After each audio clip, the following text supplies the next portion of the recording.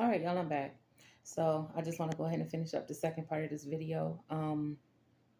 And I apologize for that first half. I didn't realize that the lighting was messed up. I see that it's really dark, but it's okay. I still got the still got the message out.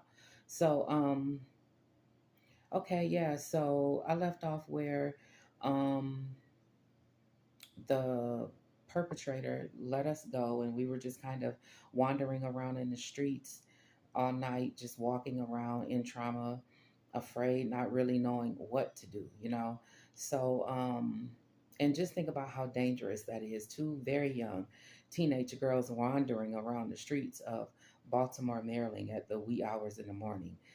We were terrified and didn't know what to do.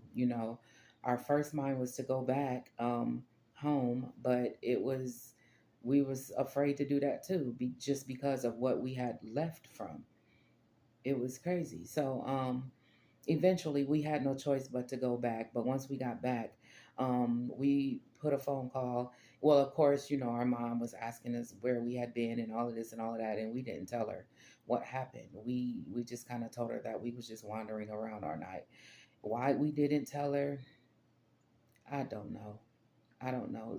That's the trauma that had been put in us for so many years. We were afraid to speak up. So we wound up putting in a phone call to our other parent from which we had left, and telling them that we wanted to come back, that this traumatic thing happened, and we didn't feel safe there, and yada yada yada. So lo and behold, we were sent for, and they brought us back. And now we already knew where we were going back to, so it wasn't like we were being saved from anything, because we were leaving one toxic environment and going right back to the one we had just previously left. So yeah, we go back, and you know, we had told them what happened to us, and um of course we weren't believed. Um yeah, my sibling overheard one of my parents on the phone talking to somebody, saying, yeah, they probably just lied just to say that, because they was probably, up there having sex, and, maybe one of them pregnant, and that's just the story they came up with, just, to cover their own tracks.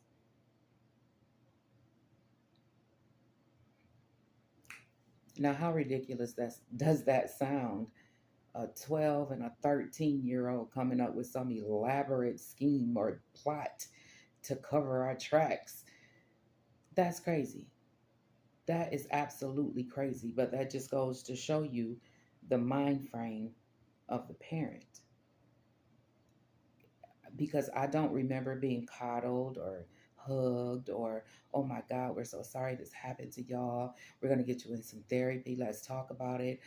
We're so sorry. We love you guys. That didn't happen, like, at all. We got talked about, lied on, weren't believed. And that's how that story ended. And I never ever told anybody that story before. I think I told one person, laid like way down the line. I told one person, and I'm pretty sure that person doesn't even remember me telling them that. And my sibling, I don't know if she ever told anybody. I don't know. Like I said, a lot of that is her story to tell, so I don't really want to go into great detail. But because it's my story as well, I was a part of that story, and I was traumatized as well.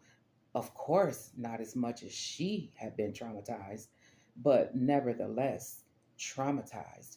And I carried that story with me my entire life, and never told anybody other than that one person. And now I'm telling you guys,